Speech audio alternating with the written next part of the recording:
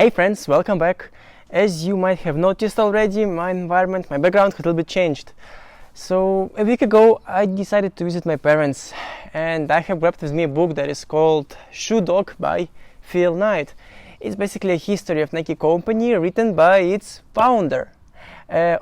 Just for your information, I'm outdoor and my microphone is not the best tool for outdoor filming, so sound quality might be a little bit worse than it was before. I hope it wouldn't upset you and you would still find it insightful and joyful to watch this video. So let's begin. Let's get back to the book. This book, it's really insightful thing. Author has tried to share how hard is it to start a business, how to run it, what obstacles you might face, what skills might be needed in order to overcome them. And I would like to share with you a couple of these key insights, key outcomes that I have found. And let's begin from them. There are in general 4 main areas that Phil Knight has talked about. And these areas are: first one is consider running a business as being in war. Second one is marketing approaches that he, together with his colleagues, his teammates and his wife, has been applying during the beginning of the company, during 60s and 70s. The third one is whether it's and how important it is to apply negotiation skills, and that you really need them if you want to run a business with some big daddies. And lastly, the fourth, and the thing that most entrepreneurs even talks about, it's do what you really love to do and what you're passionate about, obsessed with. It's the most important thing because it's the only thing that would keep you moving on when you would face obstacles and problems. And let's start from the first one. Let's talk about whether we should consider a business as being in war. Unfortunately for me, it's something really personal and something that I cannot overcome. It's because currently in Ukraine there is a war, and pathetic and disrespectful Russian army is invading the Ukraine, kills people, rapes children and women, and does a lot of really disrespectful stuff that I cannot even say about. But I have found a lot of similarities between running a business and being in war, from politician's side and business owner's side, if you're talking about peaceful times. Because it's anyway, when you're in peaceful time and you run a business and someone kills it and tries to destroy it, and you feel it like it's your baby and you cannot let your baby die, right? You'll protect it. And same feelings all of Ukrainians really have now, unfortunately, with more bad results, let's say. But anyway, so there are a couple of similarities and a couple of key points that I would like to mention. First of them is to have always plan B. For example, you have a supplier, and if this supplier would decide that I don't need anymore this contractor, so he would just close the contract with you and start with other company. And then you would lose resources, right? And you wouldn't be able to pay money to your employees or even provide some value to your customers. So always think how you can have more than one supplier and how you can manage that, because ending up with only one supplier, only one client puts you under huge risk that you should definitely mitigate. Second one is to always think how you can expand to new markets, because even it's like on one district, small business, anyway, think what you can do in order to be on other district as well. What is target audience there? How to market that? And lastly, the most important is to have allies in your suppliers, in your big clients. Have like a key contact person that you can talk with, communicate, build friendship. It would definitely pay you off, because most companies are making some decisions internally and then telling only to their customers, to clients, to contractors, like, that's the fact, we are moving on, say goodbye to you.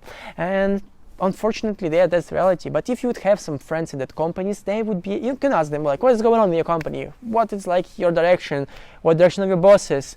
And then you would be able to mitigate some of the risks. You would be able to protect your business for such unexpected situations.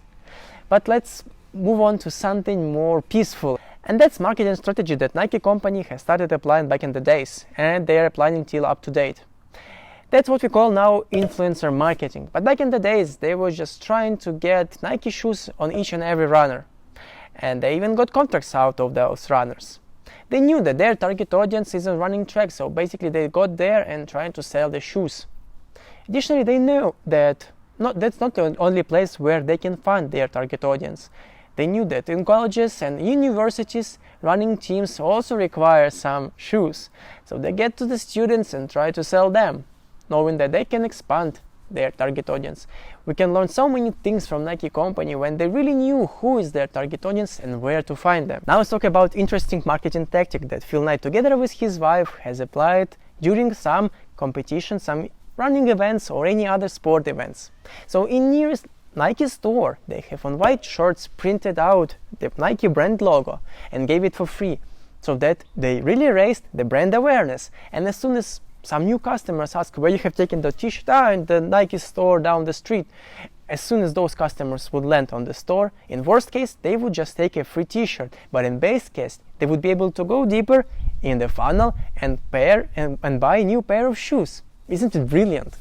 Now let's talk additionally about some sales tactics and techniques that they applied. They usually go hand in hand, and marketing and sales usually share information about customers one with each other.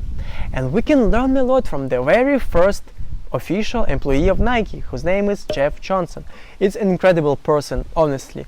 So what he did, as soon as customer bought a pair of shoes, he created an index card where he put information about shoe size, shoe preferences, his favorite running distance and many other attributes. And he used that handcrafted database in order to use it as a mailing list. So he sent birthday gifts, he sent some tips about running, he sent some encouragement notes before big races and many others. And the most exciting part of that, it was because many of people really responded him, and response rate was close to 95%. Can you imagine having such a mail marketing campaign where response rate close to 95%? I honestly cannot. And what Jeff Johnson knows additionally is that the best salesman is a customer who really a fan of your brand. And he knew it and he used it. So as soon as his first customers really loved the product, they began to be just a salesman for his brand. And that was the way how Nike got first 50,000 pair of shoes to be sold. Now let's talk about negotiation skills. For me personally, it's something really hard to do. Sometimes when I need to negotiate about something or convince others in my opinion, my position, it's just mission impossible. But Phil Knight told that if he really wants to work with big guys, big daddies, he really needs to have some negotiation skills in order to win the best proposal for him. And simplest example, let's say you have a supplier and you want to get the best price for you from him and like best conditions, some requirements about deliveries, for example. If you wouldn't have some good skills in negotiations, you either lose your position or you would lose his position. You win your own, but he wouldn't be happy working with you. And only having some good negotiation skills will help you to be in a better position for yourself and for himself. And the last, the most important, to my personal opinion, thing is to do what you really love and passionate about. Yes, throughout the book, Phil Knight constantly showed that he has so many issues, so many troubles, some of even the big drama issues that he didn't know how to overcome, how to deal with them, how to fix them. And only his belief in what he was doing and he is doing was that only kept him alive and to find the solution to that problem. Otherwise, he would just, give up and say, this is not business, not for me. I'm not that guy who can work on that. But if you really believe, if you really think that you're working on something that would bring value to many other people, that's the only thing that would keep you on track, and you would be able to find solution to any problem. You just would need time to find that. And I can say for me personally it was the same, and it is the same, because from time to time I think whether I'm doing the right thing, and only believe that I really love that and I'm passionate about. That's the only thing that keeps me alive. And that is all that I wanted to share with you. And if you enjoyed this review, I would like to ask you and encourage you to check out my previous review of book The Lean Startup by Eric Rice. It's just a book about how to start a business with some tips and some dedicated steps how to do that. And that is all. Thanks for watching this video, and much appreciated if you can support my channel by hitting the like button and subscribing to it. Cheers and bye.